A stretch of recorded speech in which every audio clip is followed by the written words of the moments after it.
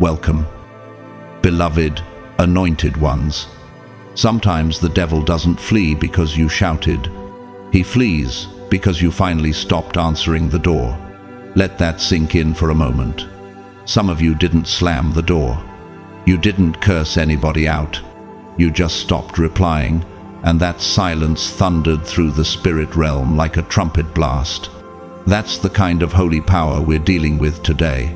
There's something you did recently, maybe without ceremony, maybe without confirmation, maybe even without realizing just how heavy it was in heaven's eyes, but it shifted your entire spiritual jurisdiction. You didn't cry about it in the group chat. You didn't post a vague quote. You just moved different, and heaven took note. And guess what? So did hell. Before we dive into this prophetic breakdown, I want to take a moment to say thank you. Truly, thank you to every single one of you who has supported this mission, this message, and this channel through super thanks. Your generosity is not only felt, it's fueling something bigger than we can even see. Your seed keeps this divine hub thriving. And whether you choose to donate or not, I need you to hear me when I say this. I'm already grateful that you're here. Your presence means purpose. And your spirit being drawn to this message isn't by accident, it's divine timing. Now here's a fact most people overlook. Over 85% of the pain in people's lives isn't random. It's not bad luck.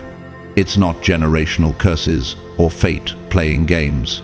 It's simply because they kept saying yes to chaos that already had a name tag and chosen one. You did something radically different. You recognized it. You saw the cycle coming around that old corner again. And instead of playing dumb or trying to give it one more chance, you hit the brakes. You didn't need a prophetic dream or thunder from the clouds. You just knew. And in that moment of spiritual clarity, you closed the loop. That was your protection. That was your deliverance. That was your upgrade. Let's be real with each other. Some of you didn't block that number to be petty. You blocked it because every time they called, every time they texted, every time you even considered going back, your life started unraveling like a cheap sweater from the clearance rack. And this time, you said no. You didn't announce it. You didn't throw a parade. But you made a holy decision. And that decision just rerouted your entire future, away from months, maybe even years of delay, confusion, heartbreak, or manipulation. So if things feel strangely quiet right now, if your life has started to settle in a way that feels almost eerie, don't panic. That's not a coincidence. That's not a trap. That's the evidence of deliverance. The calm you're living in right now is the receipt from the spiritual transaction you made when you finally said, "Not this time, I." In this video, we're not just going to celebrate what you did, we're going to decode it. We're going to break down why it worked, how it protected you, and what this moment is setting you up for next. Because trust me, this wasn't just about walking away from something old. It was about walking towards something sacred. Grab your tea, your journal, or whatever helps you stay grounded, because what you're about to receive isn't self-help. It's spiritual revelation. It's divine wisdom. It's soul strategy wrapped in unapologetic truth, with just enough fire to shift your entire timeline into holy acceleration. And if your spirit already knows this word was tailor-made for you, I want you to boldly comment 777 below. That's your way of marking this moment, of saying, I'm in alignment, I'm on time, and I'm not turning back. And let's go. God's chosen ones. You made one holy decision, and it just saved you from disaster. Number 1, you removed access. not just people, chosen one. What you recently did may have looked like a simple act on the outside, but in the realm of the spirit, it was a divine disruption. You didn't just cut off a few people who annoyed or drained you. You made a sacred decision to remove the points of access, those subtle, almost invisible doorways that others were using to slip negativity, doubt, and confusion into your life. Have you ever asked yourself why a person could leave your presence and you suddenly feel spiritually fatigued, second-guessing yourself, or strangely off balance? What if that wasn't just your imagination? What if that was spiritual residue clinging to you from emotional infiltration? What you severed wasn't just a social tie, you shut down a spiritual leak. This goes far beyond blocking a number or ghosting someone. This was soul-level surgery. The kinds of patterns you disrupted don't shout, they whisper, they creep, they camouflage themselves as harmless banter, concerned questions, or passing remarks, just checking in, messages that seemed innocent, but always managed to make you feel less, jokes that cut a little too close to your dreams, comments that made you shrink just slightly each time you heard them. And yet, wasn't it always followed by, "I didn't mean it like that," or "You're too sensitive"? But deep inside, didn't your soul flinch? The Bible says in Proverbs 4:23, "Abu ve'alels," guard your heart, for everything you do flows from it. You weren't just guarding your calendar or your phone log, you were guarding the inner sanctum of your destiny.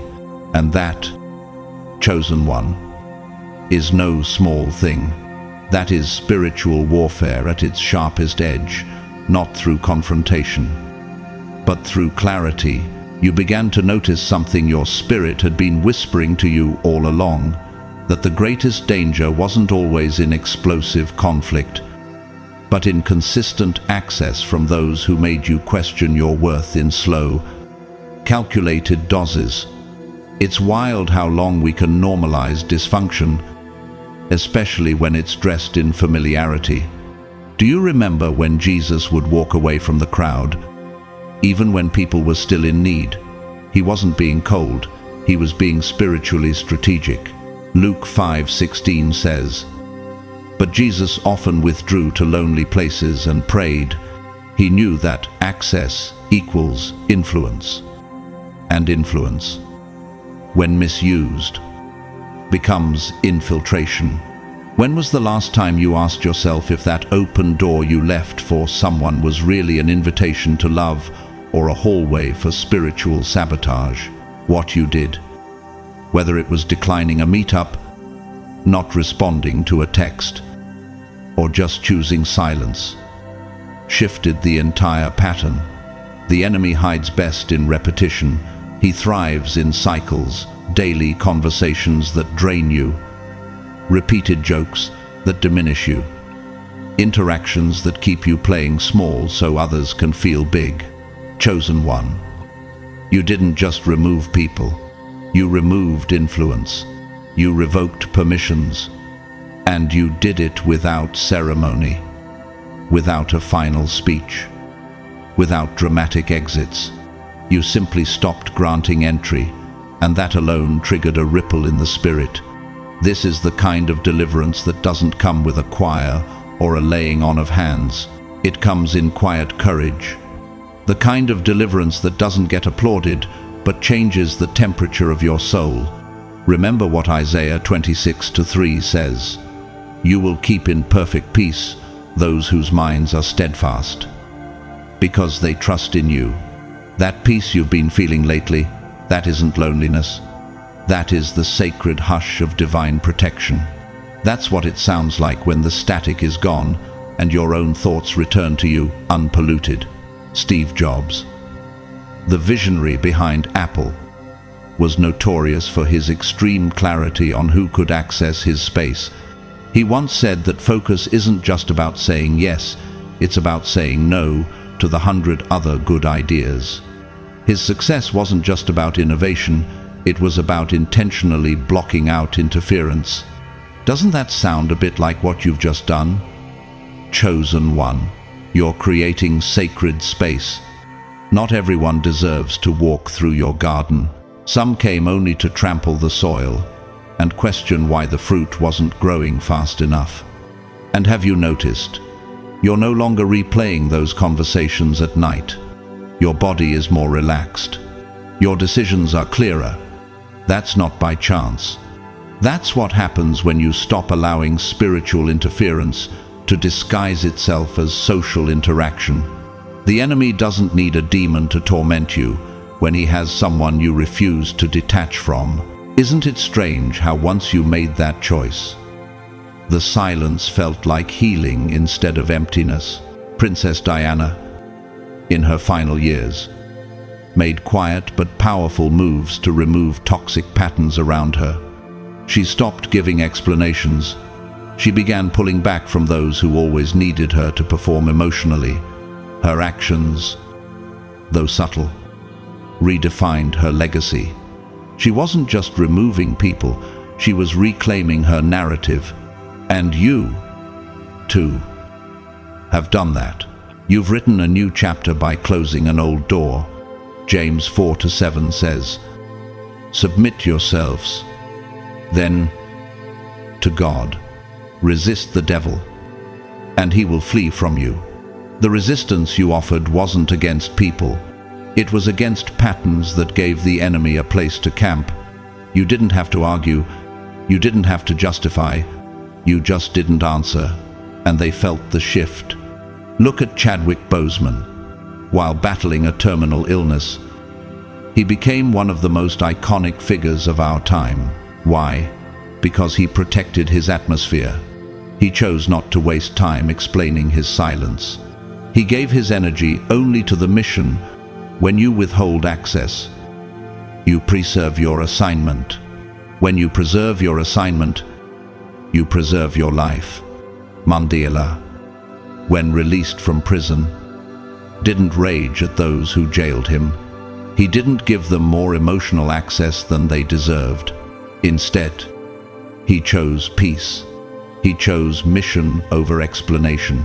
How many people are still draining you because you're afraid they'll misunderstand your silence? But silence can be more honest than any words. And sometimes the only way to end confusion is to refuse to participate in it. Psalm 46:10 reminds us, "Be still, and know that I am God." Stillness is not passivity, it is prophetic positioning. You're not being distant, you're being aligned. Every time you allow yourself to sit in peace instead of guilt, you affirm that your value is not dependent on how accessible you are to others, but how obedient you are to God. Even Oprah Winfrey has often spoken about the shift that happened in her life when she stopped giving access to energy that diminished her. She didn't burn bridges, she just closed the gate. You don't have to make enemies out of people you outgrow. You just need to understand that peace is a direction, not a confrontation. Now the interference has been cut, and you're finally hearing something that's been waiting all along, the sound of your own spirit unclouded. What if your next level has been waiting on your solitude? What if the next revelation is already whispering now that there's no more noise? You didn't just remove them. You removed the pull they had on your empathy. You stopped letting them twist your kindness into obligation. You stopped letting your fear of being misunderstood become their weapon. And now you're free. Not because you won a fight, but because you took back the key, and they felt it. Chosen one. This wasn't an act of bitterness. This was an act of protection, a holy decision, a divine reset. And heaven is now rearranging your atmosphere accordingly. Number 2. You broke an invisible agreement you didn't know you signed. There comes a moment in every chosen one's life when something in your soul stirs before your mind can catch up. A silent rupture, a subtle revolt, a choice that seems small but changes everything. You recently made such a decision, and it wasn't just emotional, it was spiritual. You broke an invisible agreement you didn't even realize you had signed, and though no paper was ever involved, the terms were written in how you moved, how you gave, how you remained silent when your spirit screamed to speak. Have you ever asked yourself why you constantly feel the need to hold everything together, even when it's hurting you? Who taught you that being accepted required being exhausted, sometimes through trauma, manipulation, or the fear of being left behind? We silently consent to roles we were never meant to play, somewhere in the past. Without ceremony or clarity, you said yes to a contract that required your silence in place of honesty, your compliance in place of conviction, your shrinking in place of shining, and for years, you honored it. Maybe it looked like peacekeeping. Maybe it was labeled humility. Maybe others praised your selflessness, but it was bondage, disguised as virtue. Have you ever noticed how your kindness often became currency people used to keep you controlled? And then, something shifted. It may not have been loud. Perhaps it came in the form of a soft no. Or maybe you said nothing at all. But in that moment, your behavior no longer aligned with the old rhythm. You didn't move the way they expected. You didn't cave. You didn't explain. And that break in pattern shattered the entire unspoken agreement. Galatians sank and reminds us, it is for freedom that Christ has set us free. Stand firm, then, and do not let yourselves be burdened again by a yoke of slavery. You didn't just change your response, you reclaimed your freedom. When Meghan Markle made the decision with Prince Harry to step away from the British royal family, it wasn't just a move from the public eye. It was a public rejection of generational expectation, of roles forced upon them. She didn't sign a rebellion, she simply stopped complying. And so did you. That one moment of choosing yourself, of honoring your peace over the pressure, broke a spiritual cycle. Have you ever wondered why certain people seemed more upset by your boundaries than your suffering? People might now seem confused, offended, even, but you didn't harm them. You just stopped handing over your power. Their influence was never about connection, it was about control. And without your old agreement to remain silent or small, they have nothing left to pull on. The shame doesn't stick. The guilt doesn't land. The manipulation bounces off like rain on sealed armor. Matthew 5:37 tells us, let your yes be yes, and your no, no. Anything beyond this comes from the evil one. You're learning the power of clarity, of simple, sacred alignment, of not needing to explain what your spirit already knows to be true. Think about Rosa Parks. The world often forgets how quiet her revolution was. One seat, one refusal, no argument, no chaos. But that singular act shattered a structure that had been normalized for generations. Chosen one.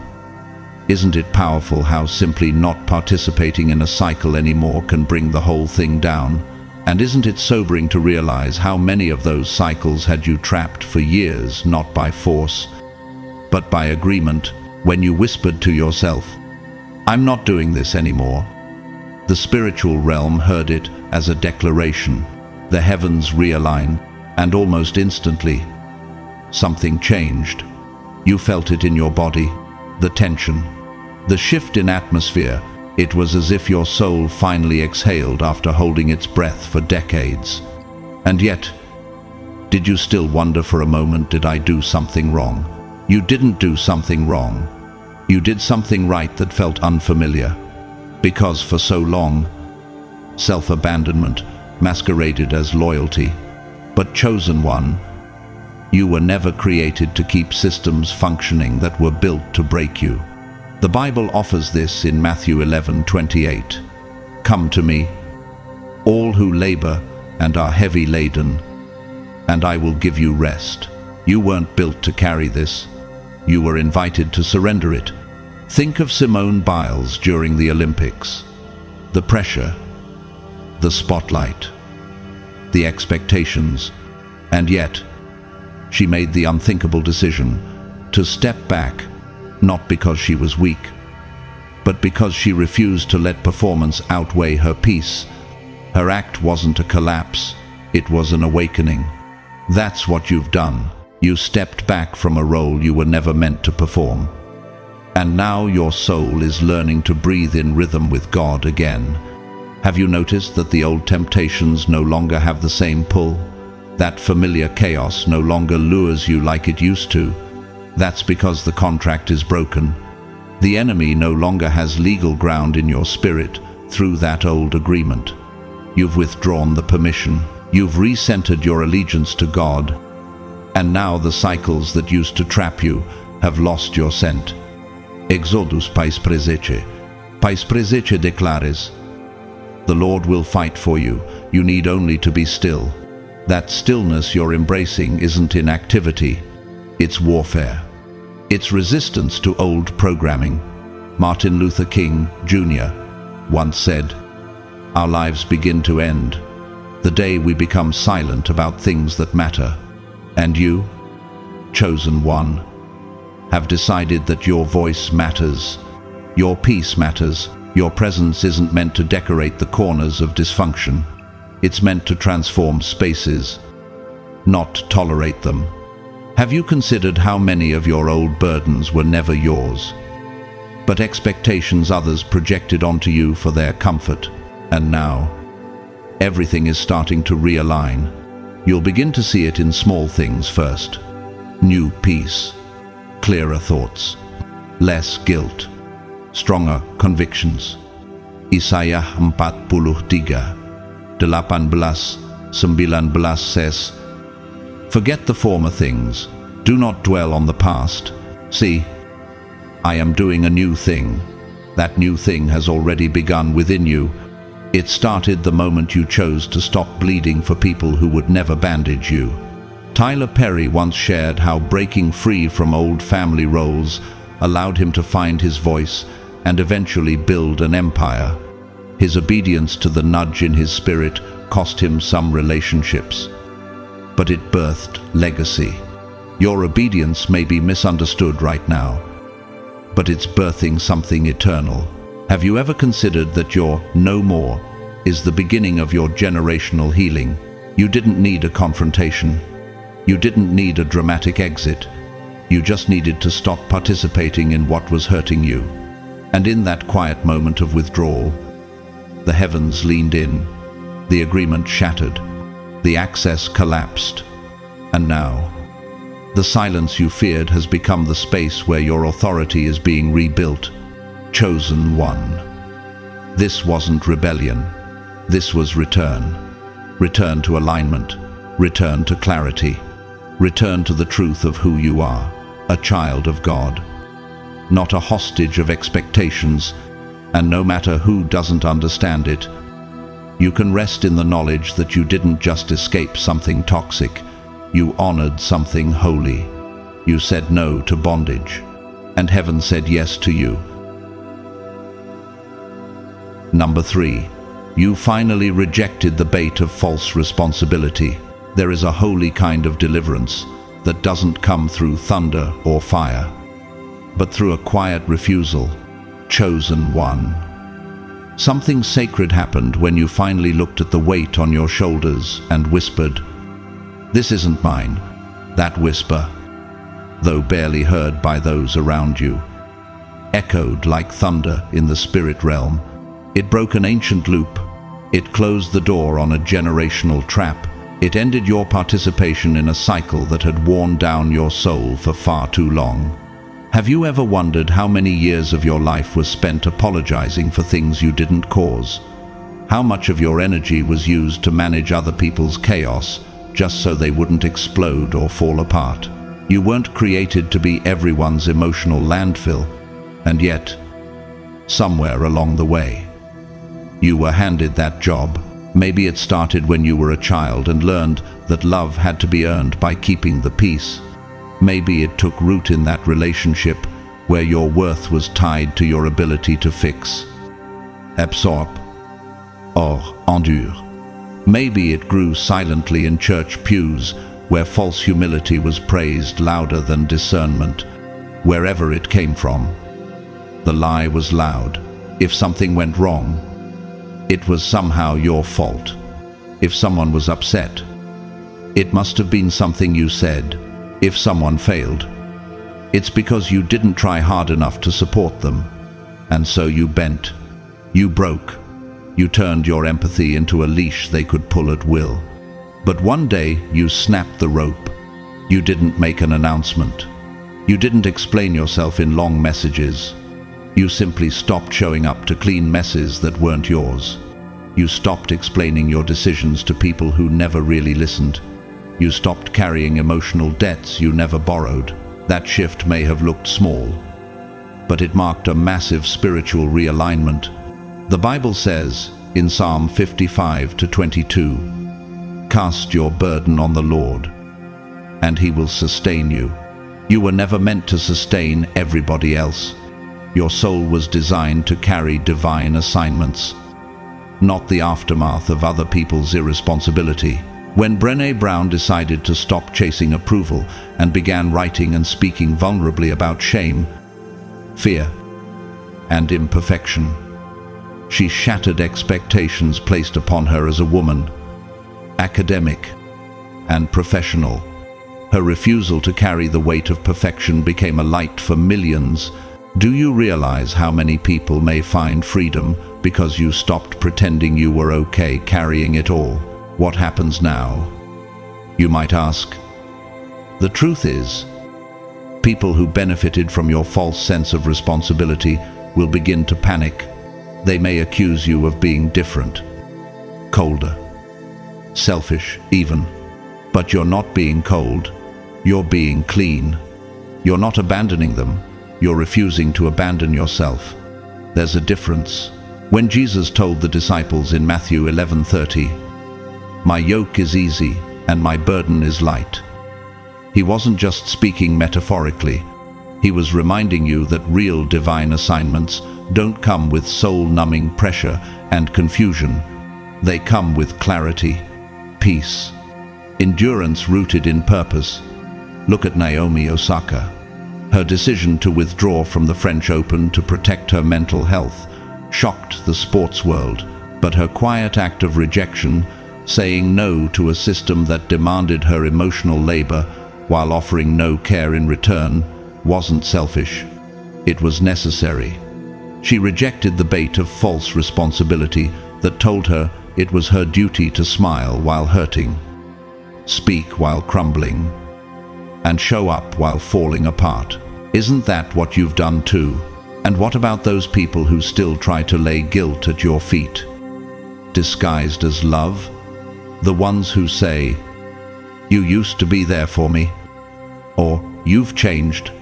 When you hear those words, ask yourself, were they depending on my presence or my compliance? Because there's a difference between love and emotional dependency, and often what they called love was control, wearing a softer mask. You were just the easiest person to reach, the most compassionate, the most loyal, the most willing to pick up a mess, even when your own hands were shaking. The Bible says in Romans 14:12, "So then, each of us will give an account of ourselves to God." That means you are not responsible for how others respond to their life. You are not the architect of their healing. You are not the savior. You are the steward of your calling. You are the protector of your soul. And that's not selfish. That's sacred. Fred Rogers. Yes. Mr. Rogers once said, "Part of the problem with the word disabilities is that it immediately suggests an inability to see a person as whole, and sometimes chosen one. We start seeing ourselves as disabled in strength, simply because we're overburdened. You've been acting like a savior. But the truth is, You've just been surviving. And now, you're stepping into wholeness by refusing to play the fixer in someone else's unfinished story. Have you noticed how your anxiety has shifted? How you're breathing deeper? How peace feels a little less foreign each day? That's because you've stopped negotiating with dysfunction. The spiritual cords that used to drag you back into drama are now cut. Isaiah 58, 6 says, "Is not this the kind of fasting I have chosen, to loose the chains of injustice and untie the cords of the yoke?" That's what you've done. You loosed yourself. You've stopped carrying what was never yours to begin with, and now the atmosphere around you is responding to your release. Look at Dwayne, "The Rock" Johnson, who has publicly spoken about years of carrying emotional pain, silently managing others' expectations, and trying to be the strong one. It wasn't until he let go of the burden to be everyone's anchor that he stepped into new dimensions of authenticity and peace. Just like you. Chosen one. You weren't made to hold it all. You were made to stand tall light. Free. And aligned with God. This is not abandonment. This is resurrection. This is not neglect. This is necessary. And now you are lighter, not because life changed, but because your role in it did. You finally said, "That's not mine." And heaven responded, "Well done." Imam number 4. You questioned their narrative, and that broke the spell. One of the most dangerous things a chosen one can do isn't shouting, fighting, or retaliating. It's simply this thinking for yourself. That moment when you, in the quiet of your spirit, ask a question like, "What if they were wrong about me?" is the beginning of a revolution. You may not have realized how powerful it was when you started to question the version of yourself that others handed you. But the spiritual atmosphere around you noticed immediately. The lies started to tremble. The spell began to crack. And whether you felt it instantly or not, a lifetime of psychological chains began to fall. You see, when people can't control you outright, they rewrite your identity. They'll call you too emotional when they're uncomfortable with your sensitivity. They'll call you dramatic when they can't explain why you're right. They'll label you difficult when your clarity threatens their manipulation. And isn't it strange how easy it is to internalize those judgments, especially when they come from people you once loved or trusted? Have you ever asked yourself how long you've been living as a version of yourself that wasn't even designed by God but manufactured by people who feared your truth? Isaiah 5:20 warns, "Woe to those who call evil good and good evil, who put darkness for light and light for darkness." That's exactly what many people did to you. They twisted your light to look like a threat, your discernment to look like paranoia, your self-protection to look like cruelty. But that wasn't discernment failing you. It was discernment being fought against. The truth is, your awareness made you unmanageable. And to those who fed off your confusion, unmanageable meant dangerous. But then something shifted. It may have been a quiet moment after an argument that didn't make sense. Maybe it was an overwhelming sense of clarity that came in a conversation, or a dream, or a sudden stillness in prayer. But you began to see that you were never the problem, that your emotions weren't excessive. They were signals, that your questions weren't rebellion, they were wisdom rising. And when that realization hit, the entire spiritual landscape around your life changed. You didn't have to confront anyone. You just stopped agreeing with their story, and the power they had over you broke. Have you ever considered how powerful agreement really is? Amos 3:3 says, "Can two walk together unless they are agreed?" That doesn't just apply to healthy relationships, it applies to toxic ones too. Many of the manipulations that kept you bound didn't work because they were accurate. They worked because you agreed. But the moment you took your agreement back, the connection collapsed. Take Marilyn Monroe. For example, she was seen for decades as just a blonde bombshell, a pretty face with little depth. But in her private writings, later published posthumously, she revealed a woman who was deeply thoughtful, traumatized, spiritually sensitive, and misrepresented. The world bought a version of her that served their consumption, but she, within herself, began to question it. And so have you. You stopped buying the version of you that others projected to keep themselves comfortable. Now, confusion doesn't have the same grip. Guilt no longer poisons your moments of silence. You've started replacing shame with inquiry, asking, what if I was never the broken one, and doesn't it feel strange, even disorienting, to wake up to who you are after years of being told who you weren't? When the shame fades, it leaves behind something rare, room to become. 2 Corinthians 10:5 reminds us to demolish arguments and every pretension that sets itself up against the knowledge of God, and take captive every thought to make it obedient to Christ. That includes thoughts people planted in you that were never from heaven. Think of Lady Gaga, who was once dismissed by the industry for being too odd, too much, too theatrical. But she didn't shrink. She transformed. She took back the narrative, and now the very things she was once mocked for became the foundation of her power and global influence. Like her, you're starting to own the parts of yourself that others tried to exile, and by doing that, you're breaking the spell they hoped would last forever. Have you wondered why your presence now seems to disturb some people more than ever, even though you've said nothing? Why the silence you've embraced is now being called attitude, distance, or arrogance? It's because they can no longer manage you through confusion. You're seeing too clearly. And clarity to a manipulator is like sunlight to a shadow. The illusions can't stand it. Your new vision is not just personal, it's prophetic. You're beginning to see yourself as God does, as chosen, as holy, as enough. Romans 12 urges. Do not conform to the pattern of this world, but be transformed by the renewing of your mind. That's what you've been doing, consciously or not.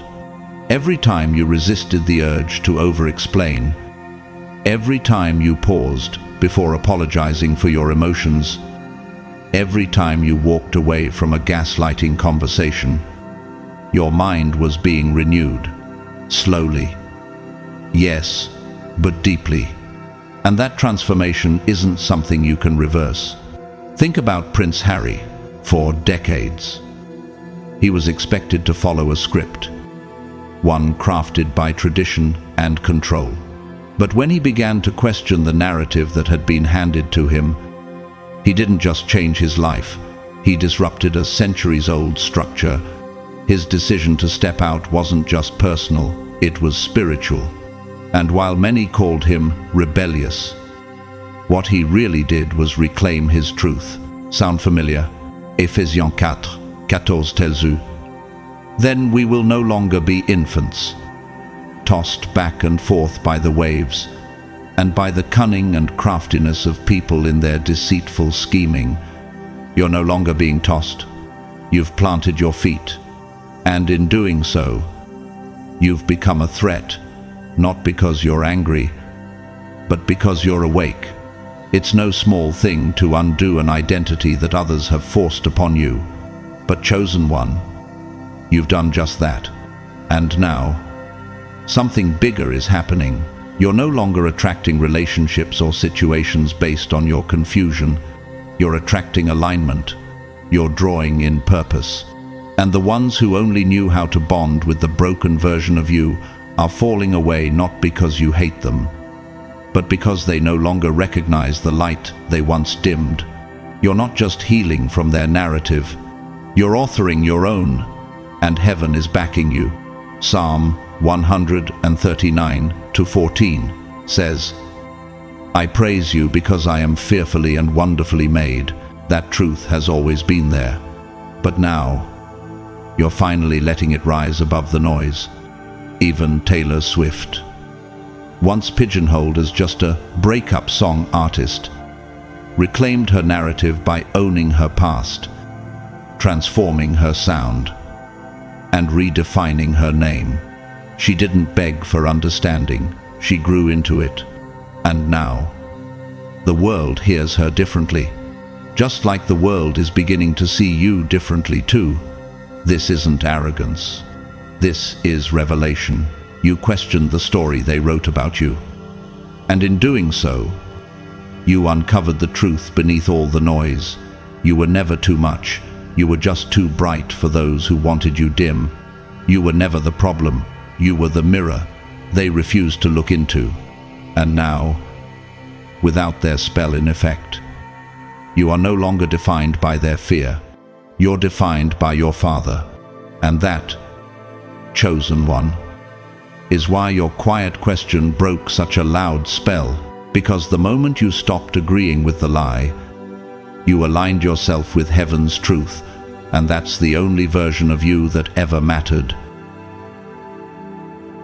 Number 5. You walked away without needing closure. Chosen one. What you did was not ordinary, it was deeply spiritual. You walked away without needing closure. And that simple but defiant act just saved your soul from a cycle that could have swallowed your entire destiny. Do you realize how rare that kind of strength is? Most people stay entangled for years, waiting for an apology that will never come, a confession that's not sincere, or an ending that's clean, but you walked away without needing any of it. Why?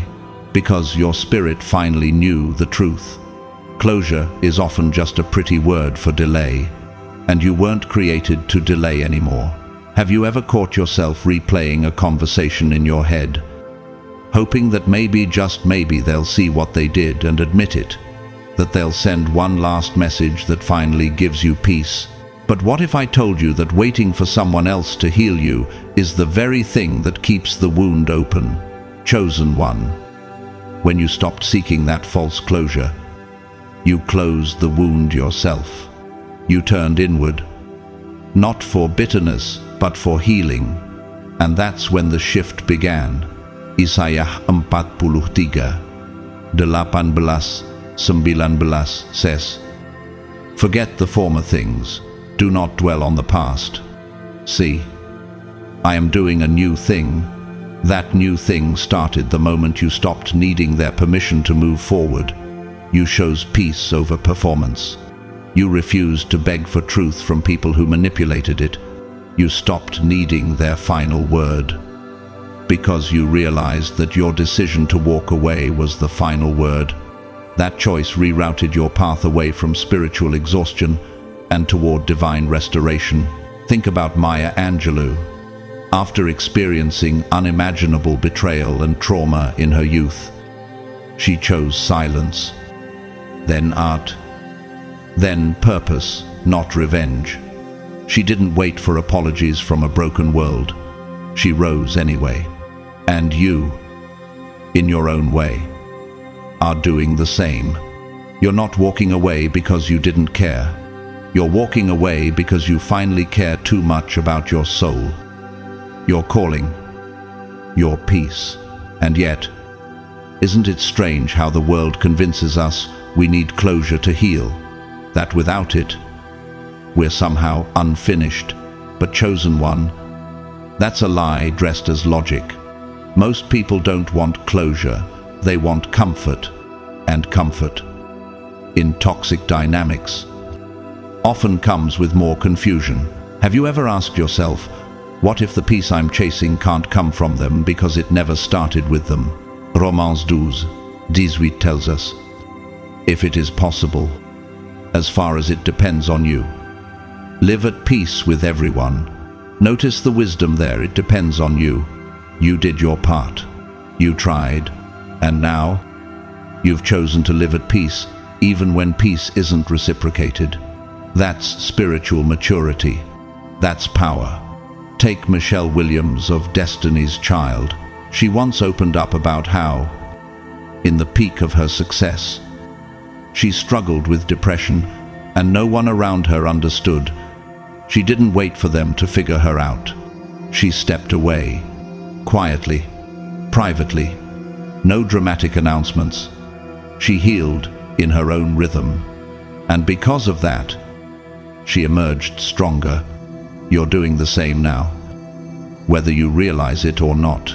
So what if they never admit what they did? What if they move on pretending nothing happened? What if they rewrite the story to paint you as the villain? Will that stop your growth? Will that invalidate your healing?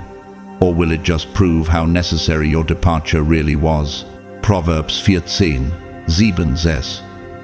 Stay away from a fool, for you will not find knowledge on their lips. You were never going to get wisdom from chaos, so you chose distance. That's not avoidance, it's discernment. That's not weakness, it's warfare. And speaking of discernment, look at Adele. Her album 21 was born not from a neat breakup, but from an unresolved heartbreak. And yet, she didn't chase the man who left. She turned the pain into purpose, into music, into global impact. Closure didn't create her healing. Purpose did. And maybe, just maybe, the same thing is happening for you right now. 1 Corinthians 14:33 reminds us, for God is not a God of confusion, but of peace. If the conversation always ends in chaos, if the closure always leads to more hurt, then it's not God speaking, it's manipulation. And your soul knows the difference. Do you see it now? You didn't just walk away from a relationship, a situation, or a person. You walked away from a pattern. You stopped negotiating with dysfunction. You left the room without slamming the door because silence was louder than words. And in that stillness, heaven opened a new chapter. You cared. You always did. But now, you care enough to let go. Not because they earned it, but because your future does. And that, chosen one, is what true healing looks like. Number 6. You decided to keep what you know to yourself. Sometimes, the loudest victory in the spirit realm comes from the decision to say nothing, not out of fear, but out of fierce wisdom.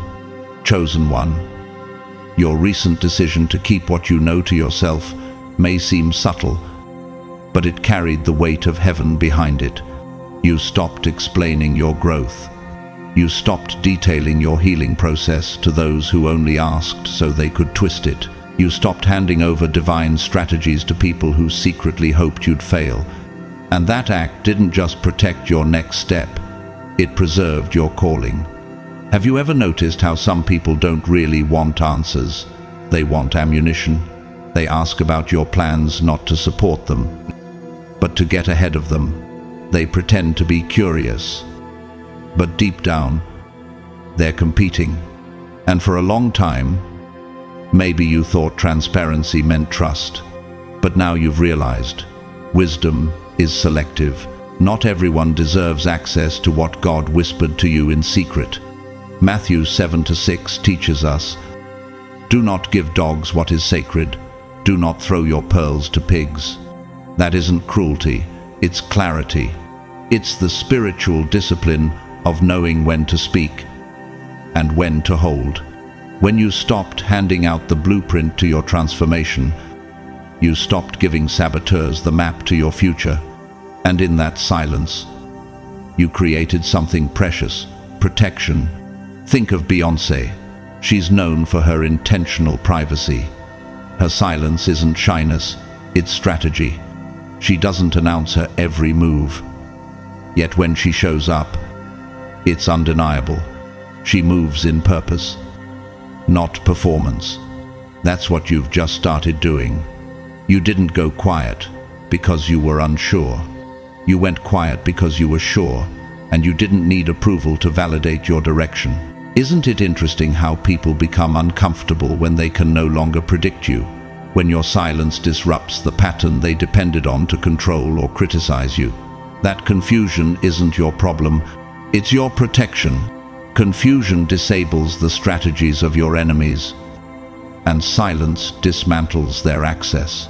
Exodus 14:14 tells us, "The Lord will fight for you. You need only to be still."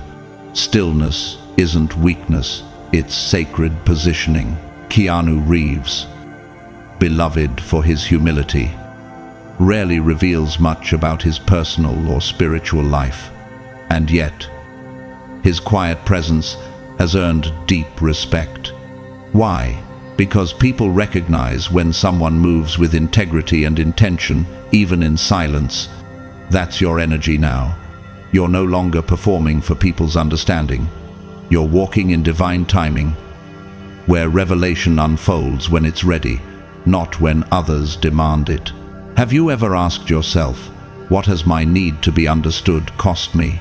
How many times have I handed over revelation only to have it dissected, doubted, or dismissed?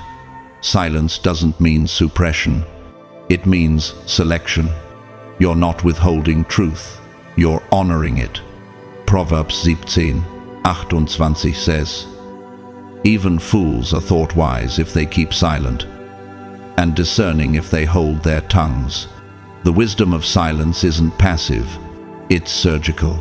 It's saying, I will no longer explain things to those who listen to respond, not understand. 1. Consider J.K. Rowling. Before Harry Potter became a global empire, she kept her story guarded, writing it in cafes while living in near poverty. She didn't wait for applause, she waited for release. And when it came, it changed the world. You're doing the same. Protecting your vision until it's strong enough to stand without being dissected. You haven't lost your voice. You've elevated it. You're not withholding from the world. You're waiting for the right audience. And in the meantime, you're guarding your purpose like a sacred seed.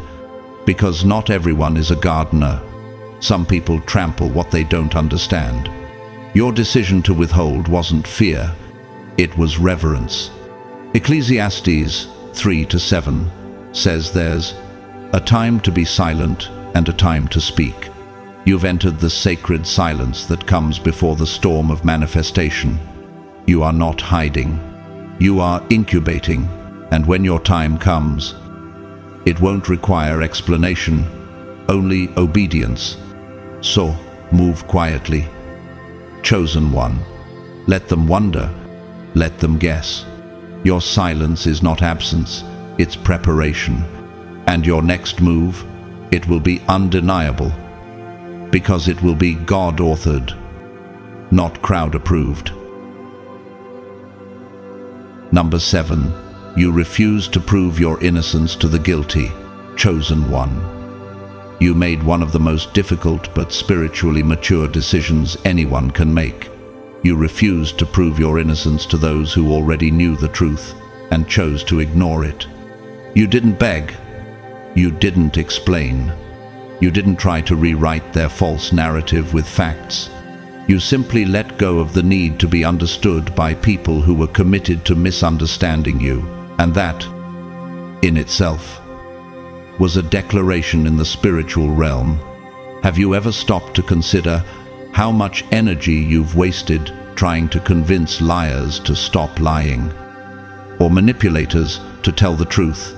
And did it ever work? Or did it only leave you more exhausted, more frustrated, more unheard? There comes a point in the life of every chosen one where silence becomes your strongest sermon. You begin to see that trying to reason with deceit is like trying to plant flowers in sand. No matter how sincere you are, nothing grows, because the soil was never meant to support truth. That's what you finally recognized. You saw through the performance. You discerned the distortion, and instead of playing into their hands, you withdrew yours. The Bible says in Exodus 14:14, "The Lord will fight for you. You need only to be still." You chose stillness over struggle, and heaven applauded. Have you ever noticed how loud people get when they're lying? How desperate they become to control the narrative once you go quiet? That's because your silence forces them to speak louder to maintain their illusion.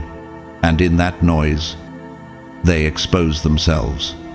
Think about Nelson Mandela, wrongfully imprisoned for 27 years. Yet he never begged for public sympathy. He let the truth rise in silence. And when the world finally caught up, his quiet dignity spoke louder than the propaganda ever could. That's you right now, letting integrity do the talking. You didn't defend yourself because you finally realized something sacred. They already knew the truth. Their lies were never based on confusion. They were rooted in control. The false accusations weren't misunderstandings. They were strategies, designed to make you feel like the villain so they could continue playing the victim. Why?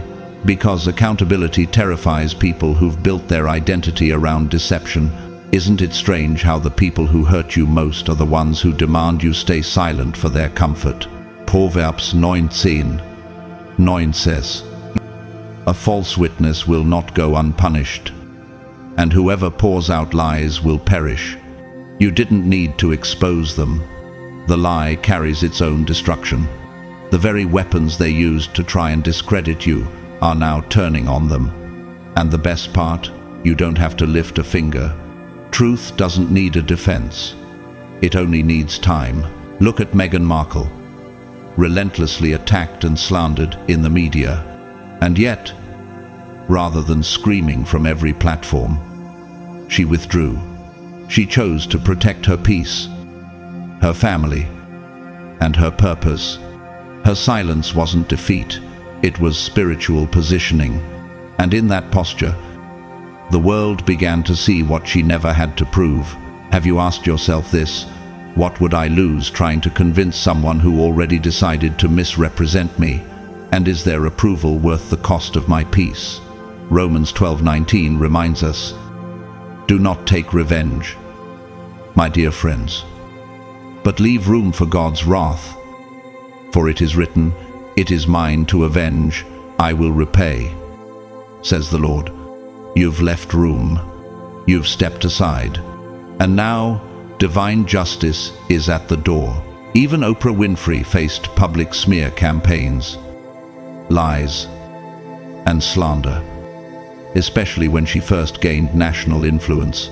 But she didn't waste her platform defending every rumor. She used it to amplify truth. Her life became the evidence. And now, yours is becoming the same. The evidence is not in your words. It's in your peace. It's in your fruit. It's in the way your life keeps growing, even in the absence of their validation. And what about Jesus himself, when falsely accused, mocked, and sentenced? He stood silent before Pilate, not because he couldn't speak, but because he didn't need to. Luke 23:9 says, "He plied him with many questions, but Jesus gave him no answer." That silence wasn't weakness, it was dominion. And now, you're walking in that same anointing. You just avoided months, maybe years, of emotional depletion.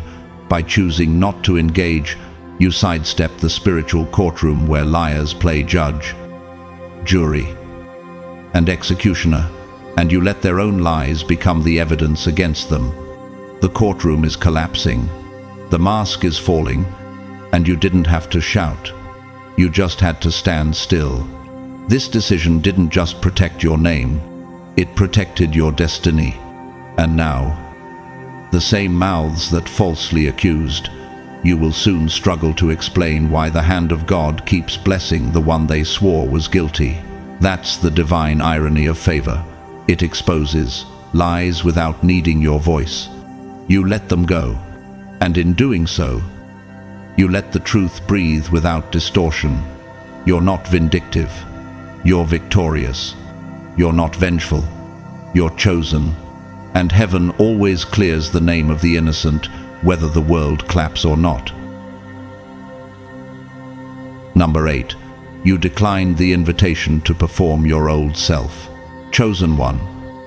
Something sacred happened when you were tested recently, not with fire, not with fury, but with familiarity. It didn't look like an attack. It looked like an invitation, a moment so small, so subtle, that most people would have missed it, but not you. Your spirit caught it. It came as a familiar look, a familiar tone, a familiar pattern, a passive-aggressive message, a sarcastic comment, a demand for your attention, your submission, or your guilt. And yet this time, you didn't bite, you didn't react, you didn't rehearse your old lines, your old defenses, or your old fears. You declined the invitation to perform the version of you that once accepted mistreatment like it was normal. And that wasn't just personal growth, it was spiritual warfare. Because patterns are doorways, and that moment was a trap disguised as routine. Have you ever asked yourself, how many times did I think I was keeping the peace, when I was really just keeping myself in bondage?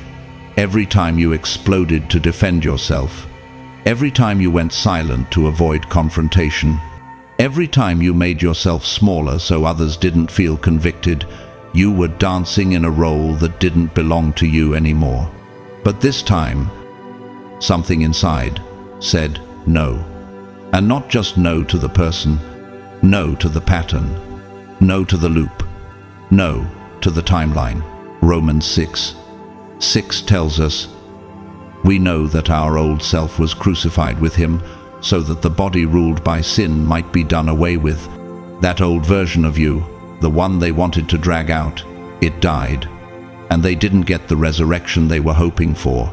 Think of Michelle Obama, constantly under scrutiny, insulted, misquoted, but she never gave in to the performance of public appeasement.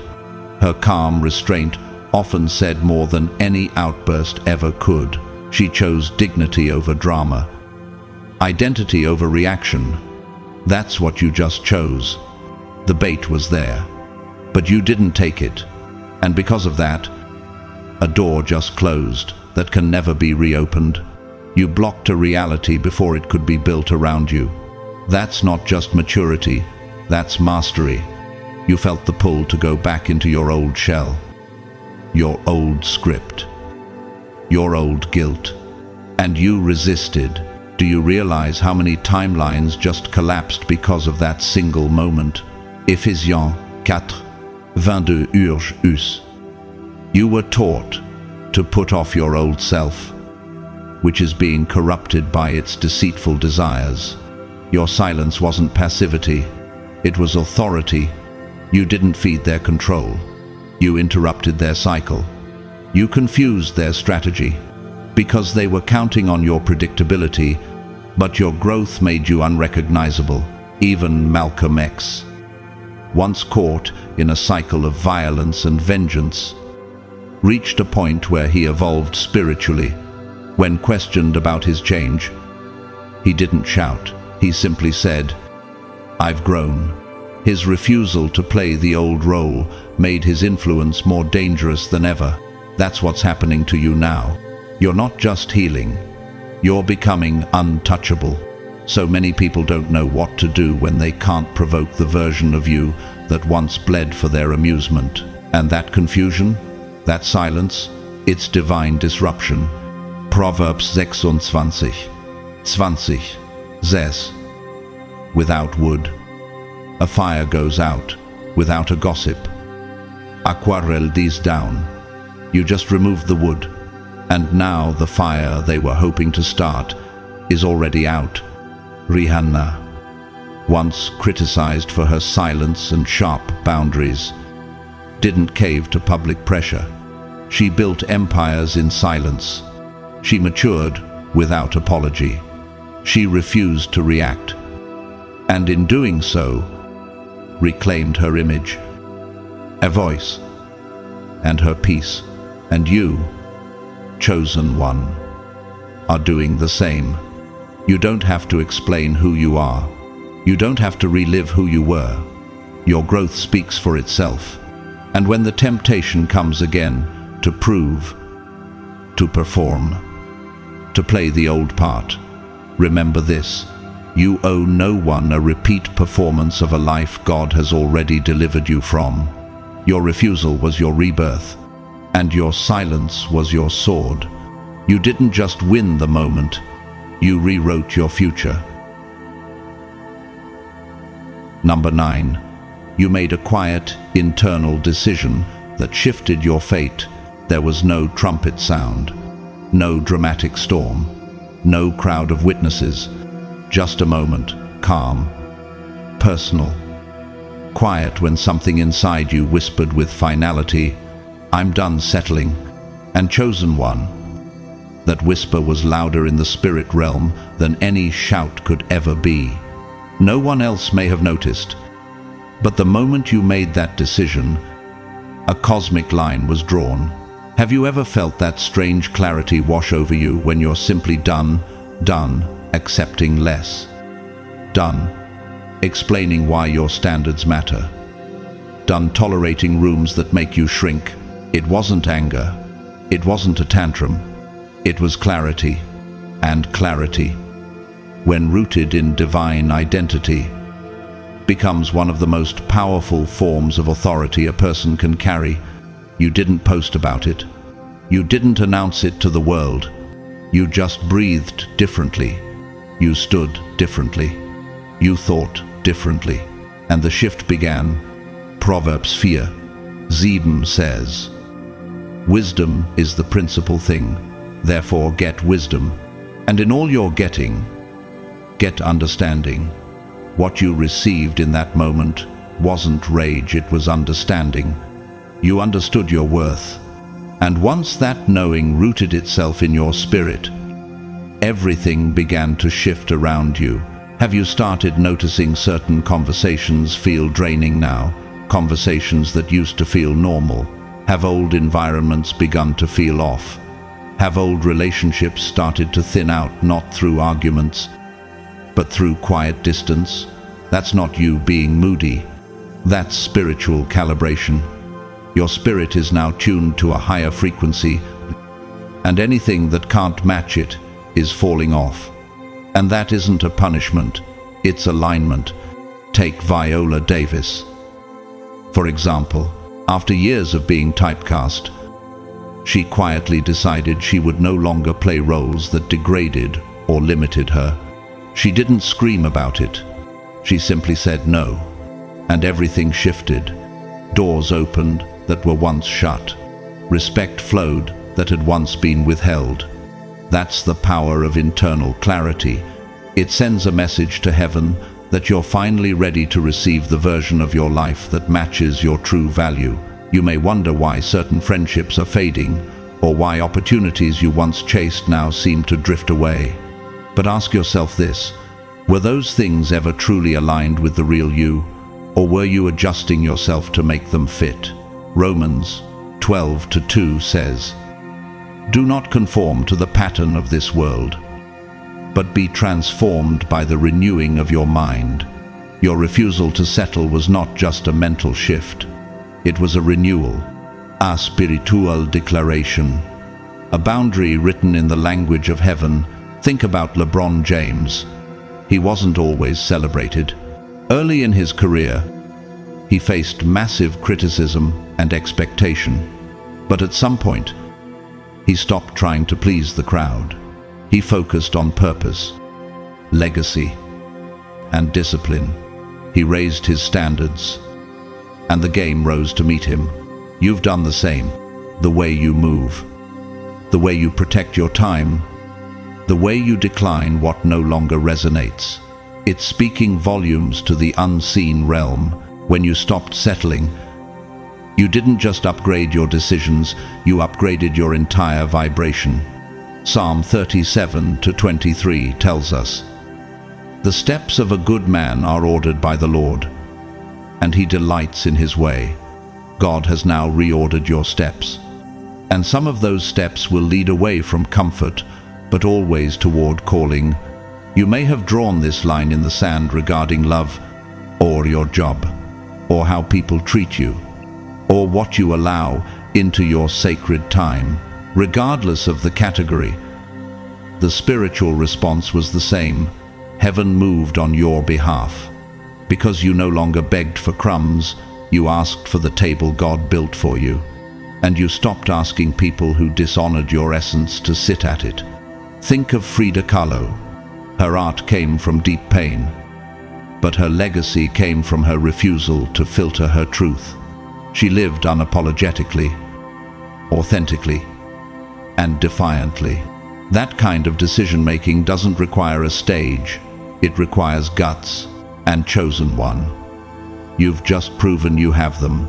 You've done something most people postpone for a lifetime. You've chosen your real self over comfort. Galatians 6:9 encourage us. Let us not grow weary in doing good, for at the proper time we will reap a harvest if we do not give up. That decision to not settle may feel lonely now. It may feel like loss, but what's coming next? It's a harvest. A new chapter that reflects the new standard you've set within. You're not being punished. You're being repositioned. And the world is being reformed around your new identity. So, if things are falling apart, don't panic. They're not breaking, they're making room. For what? For the version of your life that finally matches who you are becoming. Number 10. You finally saw the pattern and stepped out of it. It started subtly, almost like déjà vu. Another disappointment, another misunderstanding, another scenario that felt strangely familiar. But this time, something in you paused. You didn't go numb. You didn't spiral. You noticed. You began to connect the dots. And that awareness, that moment where you saw the loop clearly, was your first exit. You finally realized it wasn't bad luck. It was a pattern. And patterns are not accidents. They're invitations to either repeat or evolve. Chosen one. Do you know how rare it is for someone to see a pattern and step out of it? Most people don't. They stay trapped in cycles, blaming fate, blaming God, blaming themselves. But not you. You saw it for what it was. You asked the sacred question, why does this keep happening? And instead of running, you stayed still long enough to let the truth speak. And what it said changed everything.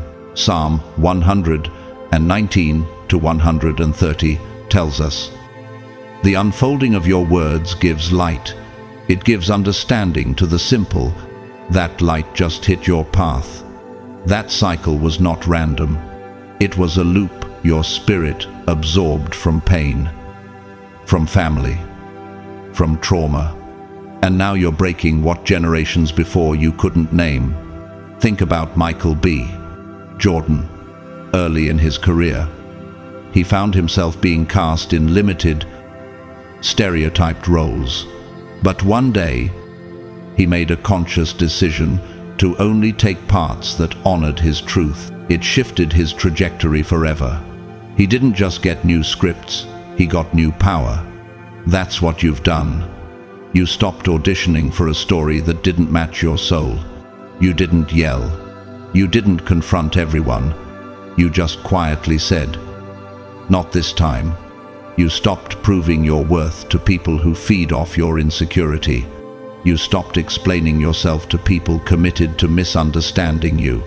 And you stopped treating recurring disappointment like divine delay. It wasn't divine. It was dysfunctional. And now, because you've seen it, it's lost its power.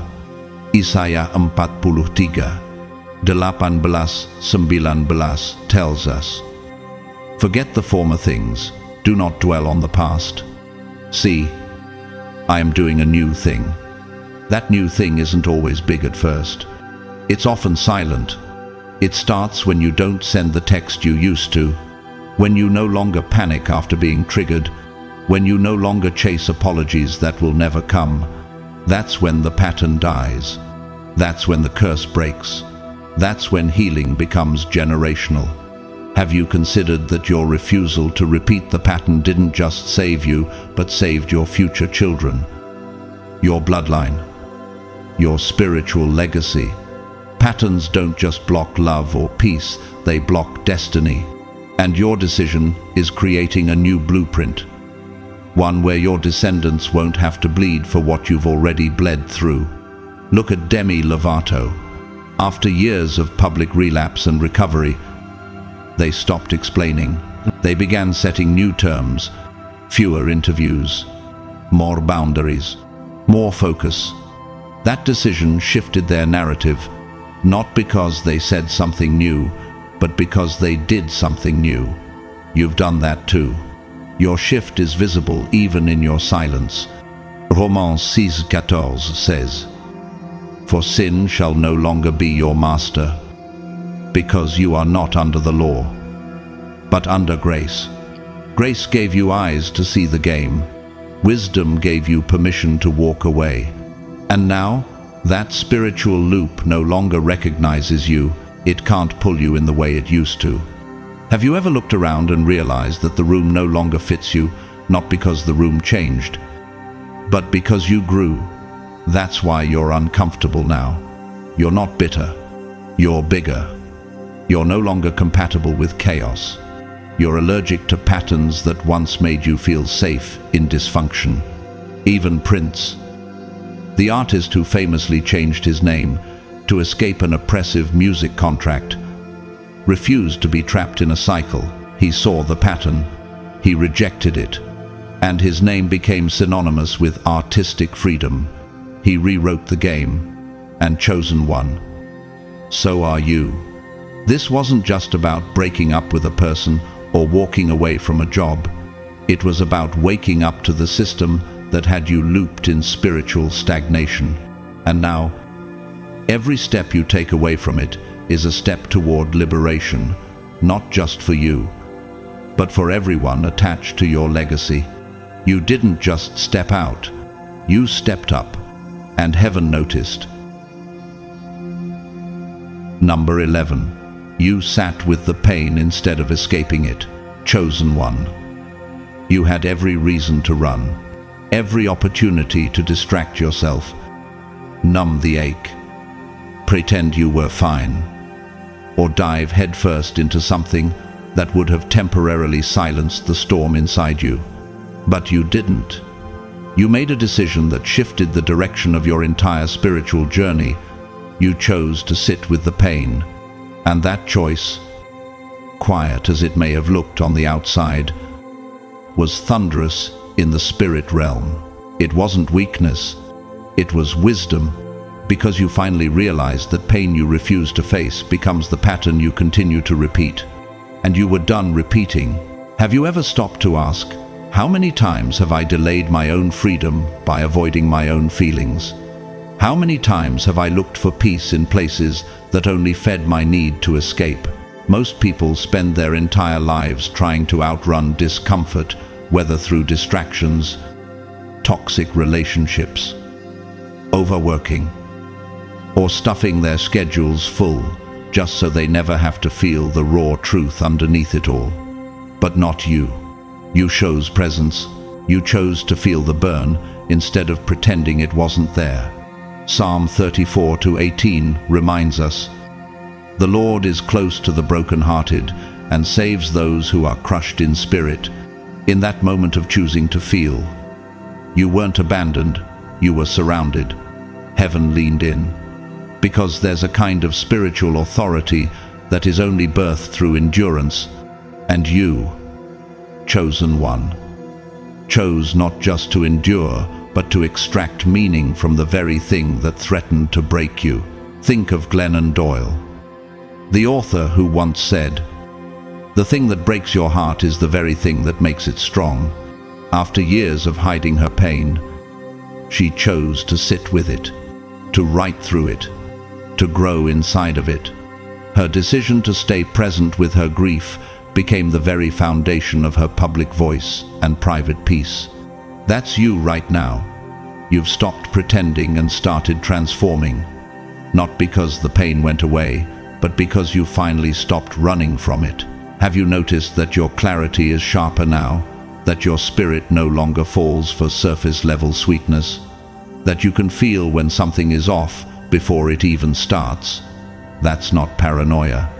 That's spiritual intelligence, born out of pain-processed wisdom. Romans 5:4 tells us, we also glory in our sufferings, because we know that suffering produces perseverance, character, and character. Hope. Your suffering has matured you, not into cynicism, but into discernment. Look at Lady Gaga. Behind the glamour, she's been open about the trauma, chronic pain, and emotional storms she's walked through. Her artistry comes not from pretending she's invincible, but from embracing every wound, every ache, every truth. Her pain didn't destroy her, it deepened her reach. In the same way, what once made you feel small has now expanded your emotional and spiritual range. You're no longer shocked by sorrow. You're shaped by it. How many people have tried to lure you into quick escapes with false promises? Just smile more. Just get busy. Just move on. But you knew better. You recognized that stillness doesn't mean stuckness. It means sacred space. Space where you finally stop bending yourself into someone else's expectations and start letting your true self breathe.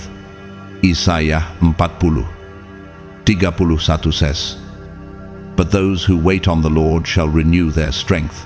They shall mount up with wings like eagles." That strength you feel returning, it came not through rushing ahead but through surrendering in place. Even Simone Biles, at the peak of Olympic pressure, made the world pause when she chose emotional honesty over performance. She didn't run from the moment, she stood in it. And in doing so, she taught the world that courage sometimes looks like stillness, like stepping back, like saying, "I'm not okay, but I'm here." You've done the same. Your pain didn't kill you. It carved out capacity. It made room for maturity. Do you feel how much lighter your spirit is? Not because the pain disappeared overnight, but because it no longer controls you. You've sat with it long enough to learn its language. And now, you speak with the kind of grounded authority that only survivors know. 2 Corinthians 4 reminds us, He comforts us in all our troubles, so that we can comfort those in any trouble. The compassion growing in you is not just emotional, it's a weapon. You see others clearly now because you've seen yourself in the dark and didn't flinch. Think of Chadwick Boseman. Most didn't know he was battling cancer while creating some of the most iconic roles of his career. He carried pain with honor, not out of pride, but purpose. He didn't pretend. He embodied peace in the storm. And in doing so, his presence carried more weight than any performance ever could. Like him, you've allowed the pain to mold something sacred in you. A depth, a discernment, a divine resilience. You didn't just survive. You purified. You didn't just endure. You evolved. And now you're no longer tempted by the same tricks. You're no longer baited by the same dysfunction. You can feel the difference between a connection and a wound wearing a smile. That's not bitterness. That's breakthrough. And it came not from running, but from remaining. Number 12. You chose discipline over temporary comfort. It didn't come with applause. No one clapped. No one handed you a medal. But in the quiet, when no one else was watching, You chose something that shifted your spiritual trajectory. You chose discipline over temporary comfort. And while the world might not have noticed, heaven did. Because in that small moment of restraint, you blocked a counterfeit, avoided a trap, and aligned yourself with a future built on peace instead of pain. Have you ever asked yourself what your life would look like if you stopped trading long-term alignment for short-term relief? Most people don't. Most give in to the urge, the impulse, the escape.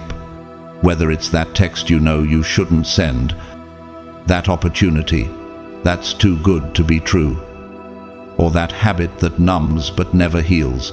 Comfort is tempting, but you paused, you breathed, and you said, "No, not this time." That wasn't just self-control. That was divine discernment in action. Titus 2:11-12 says, "For the grace of God has appeared, teaching us to say no to ungodliness and worldly passions, and to live self-controlled, upright and godly lives." You didn't say no out of fear. You said no out of grace. Think of Denzel Washington, a man who's spoken openly about how his career was built not just on talent, but on discipline, turning down roles that didn't align, protecting his character even when it meant waiting longer for opportunity. And because of that, his legacy was preserved. You've done something similar. You've turned down something that would have felt good for a moment, but cost you greatly later. Have you considered how many traps are dressed up as blessings? How many distractions show up looking like doors? And how discipline isn't just about saying no to evil. It's about recognizing when something good is still not God. Hebrews 12:11 reminds us, "No discipline seems pleasant at the time, but later it yields the peaceful fruit of righteousness." That fruit is coming, and it will taste better than anything the shortcut could have offered.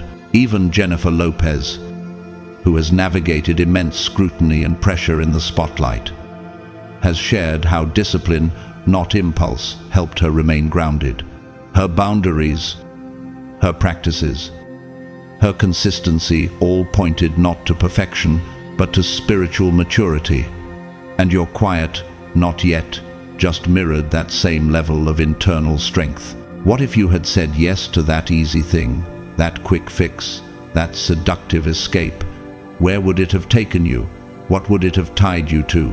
You don't even have to guess, because you've felt that regret before. But not this time. This time, you interrupted the pattern. This time, you chose legacy over lust, structure over survival, and in doing so, you just redirected your future. Matthew 6:33 tells us, "But seek first his kingdom and his righteousness, and all these things will be given to you as well." Seeking the kingdom first means denying what doesn't fit with where you're headed, even if it would have felt good today. You're not just surviving anymore. You're building something stable, something real. Look at Serena Williams. Her victories weren't built in moments of inspiration, but in hours of hidden training. She made 1,000 invisible decisions that shaped a visible result. Just like you, chosen one. What you just did might not look flashy now, but in the future, it will be the reason your house doesn't collapse when the storm comes. You've closed a door, and heaven just opened a better one.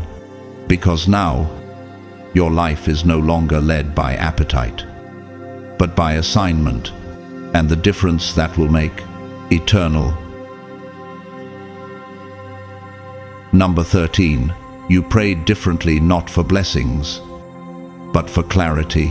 There's a kind of shift that doesn't begin in a thunderstorm or a crisis, but in a whisper between your soul and God. That's what happened to you recently. Chosen one. You didn't even realize how powerful the moment was at first. There were no goosebumps, no heavenly trumpet, just a shift in your prayer life that changed the course of everything. This time, You didn't ask God for more blessings, more opportunities, more favor, or even more peace. You asked for clarity. And that single adjustment, asking for vision instead of provision, has already begun rearranging the world around you. Have you ever wondered why certain people vanished from your life without explanation? Why that opportunity suddenly fell through, even though it looked perfect on the outside? Why something you once prayed for now makes you cringe? That's clarity doing its job. Because clarity doesn't always feel like comfort. Sometimes it feels like exposure. When you asked for truth, heaven began to remove the illusions. And that's not punishment. That's protection. The Bible says in Proverbs 3-5-6, "Trust in the Lord with all your heart, and lean not on your own understanding. In all your ways acknowledge him, and he will make your paths straight." Your path is being straightened, but not by chance. By request. You asked for eyes to see. You asked for wisdom before reward. And now you're being trusted with the kind of insight that few ever pray for. Why? Because you no longer want to be impressed by what looks good. You want to be anchored by what is good. When Maya Angelou said, "When someone shows you who they are, believe them the first time," she wasn't just offering relationship advice. She was describing clarity, the kind that sees beneath the performance, the kind that helps you avoid becoming emotionally entangled with pretty lies. That's the clarity you're operating in now. You've stopped inviting confusion into your life dressed as charm, and instead, you've started demanding spiritual accuracy. Have you ever noticed how clarity doesn't argue? It doesn't debate. It just sees, and when you see clearly, you don't chase, beg, or tolerate what used to pass as connection. You simply recognize the misalignment and step aside. Luke 11:34 reminds us, "Your eye is the lamp of your body." When your eyes are healthy, your whole body also is full of light. Your sight has healed, and now your whole energy is shifting. Look at Steve Jobs. While others were asking how to make more money or gain market share, he famously asked, "What do people truly need before they know they need it?" His clarity, his focus on vision over vanity, built a tech empire. Like him, you're not praying for noise anymore. You're praying for knowing, and the heavens are honoring that. Clarity doesn't just reveal what's wrong, it also realigns what's right. That's why your interests are changing. That's why conversations that once intrigued you now irritate you. That's why old connections feel stale. Even if nothing dramatic happened, it's not a mood, it's a new mode. You've entered spiritual recalibration. Do you remember when Samuel anointed David in 1 Samuel 16? David wasn't even invited into the room at first, but the oil wouldn't flow for anyone else. That's clarity. It eliminates options until only the ordained one remains. You've stopped chasing things that weren't yours. And now heaven is pointing out what is. Have you asked yourself lately, why does everything feel so still? That stillness is not absence, it's divine vision preparing to unfold. When you prayed for clarity, you told God, "I'm ready to walk by faith, not by fantasy." That changes what you're shown. And sometimes, that clarity looks like loss before it feels like gain. Think of Rihanna. As her career progressed, she didn't just expand musically, she grew spiritually. Her brand became more selective, hair circle tightened, and when asked why she took long breaks between albums, she said, "I want to make sure it's right, not rushed." That's clarity at work, prioritizing accuracy over applause. John 16:3 promises, when the Spirit of truth comes, he will guide you into all the truth, not part of it, all of it, even the truth that stings.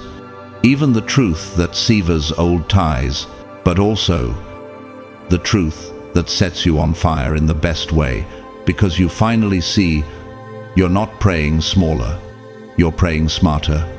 You're not asking God to give you what you want, you're asking Him to remove what blinds you from what you need. And that kind of prayer doesn't just shift your emotions, it shifts your future. You're now protected from things you'll never even see. Simply because your vision has become a filter. Clarity doesn't come to flatter, it comes to free. And you, chosen one, are finally praying like someone who knows they were born to walk in truth, not illusion. Number 14. You let them go without sending a warning shot. You didn't make a scene. You didn't write the long explanation. You didn't slam the door on your way out. You just left quietly, intentionally, without a sound. And in doing so, you enacted one of the most powerful spiritual shifts you've ever made. You let them go without needing to be seen, heard, or validated. You just chose yourself, and chosen one. That was divine warfare, without the noise. How many times have you been baited into drama? How many times have you explained yourself to people who were never actually listening? Have you ever caught yourself mid-text, trying to justify your boundary, only to delete it because your spirit whispered, "You owe them nothing"? That was growth. That was strategy. That was sacred silence, speaking louder than any paragraph ever could. The Bible says in Ecclesiastes 3-7, "There is a time to be silent and a time to speak." You just discern the difference.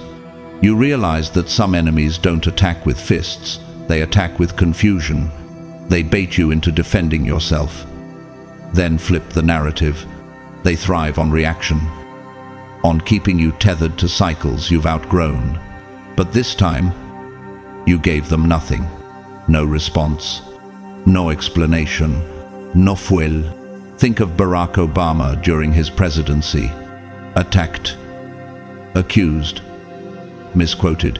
He didn't take the bait. He moved with focus.